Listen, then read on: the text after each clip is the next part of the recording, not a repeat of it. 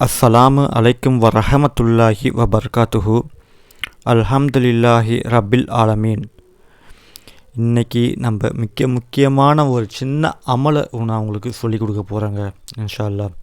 நபிகள் நாயகம் ஸல்லல்லாஹு அலைஹி வஸல்லம் அவங்க ஒவ்வொரு வீடுகளுக்கும் இதை சொல்லி கொடுத்துருக்காங்க. ஏன் தெரியுமா? இன்றைக்கி நம்மளில் நிறைய பேர் நம்ம எவ்வளவு தான் சம்பாதிச்சாலும் அது குறைவான சம்பாத்தியமாக இருக்கலாம், அதிகமான சம்பாத்தியமாகவும் இருக்கலாம்.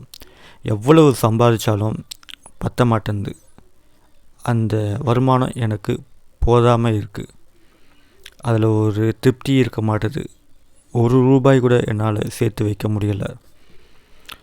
ஆனால் இதற்கெல்லாம் ஒரு சொல்யூஷனை நபிகள் நாயகம் ஸல்லல்லாஹு அலைஹி வஸல்லம் அவங்க நமக்கு சொல்லி கொடுத்துட்டு போயிருக்காங்க. நீங்கள் வீட்டை விட்டு வெளியே போய்ட்டு திருப்பி உள்ளே நுழையும் போது உங்களுடைய வலது காலை எடுத்து வச்சு இந்த சின்ன ஒரு 2 வார்த்தை சொல்லிவிட்டு வீட்டுக்குள்ளே போனால் போதுங்க. அல்லாஹ் தாலா அந்த வீடுகளுக்கு பரக்கத்தையும் அல்லாஹ் தாலாவுடைய ரஹமத்தையும் இறக்கி வைக்கிறாங்க. அது மட்டும் இல்லை, அந்த வீட்டில் இருக்க ஷைத்தான் இந்த வார்த்தையை சொல்லும்போது வெளியே ஓடி போயிடுறான். ஒரு ஷைத்தான் இன்னொரு ஷைத்தான்கிட்ட சொல்கிறான்னா, இந்த வீடுகளில் இது சொல்லப்பட்டு உள்ளே போயிருக்காங்க, அதனால் இந்த வீடுகளில் நம்ம சாப்பிடக்கூடாது, இந்த வீட்டில் நம்ம எந்த ஒரு சில்மிஷத்தையும் எந்த ஒரு சோதனையும் நம்ம ஏற்படுத்தக்கூடாது அப்படின்னு சொல்லி ஷைத்தான் வெளியே ஓடி போகிறானா. அப்படிப்பட்ட ஒரு சின்ன 2 வார்த்தை அமல் தான் இது. இப்போ வாங்க இன்ஷா அல்லாஹ் இந்த அமலை பார்ப்போம்.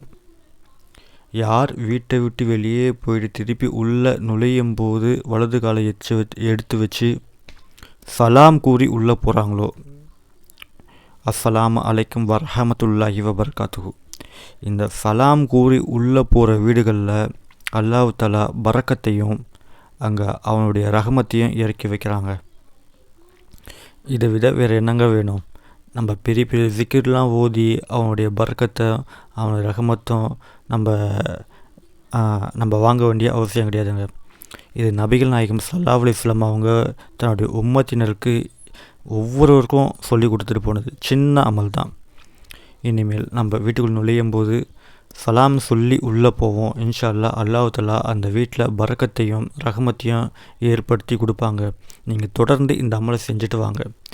கண்டிப்பாக அல்லாஹ்வுடைய வார்த்தை பொய்யாகாது, நபிகள் நாயகம் ஸல்லல்லாஹு அலைஹி வஸல்லம் அவங்களுடைய வார்த்தையும் பொய்யாகாதுங்க.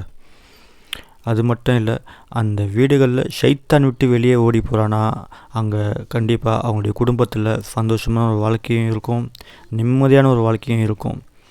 நம்மளுடைய நிம்மதிக்கும் சந்தோஷத்தையும் கெடுக்கிறது இந்த ஷைத்தானுடைய வேலை தான். அந்த ஷைத்தானை வீட்டு விட்டு வெளியே போயிட்டானா நம்மளுக்கு நிம்மதியான வாழ்க்கை கிடைக்குங்க இன்ஷா அல்லாஹ்.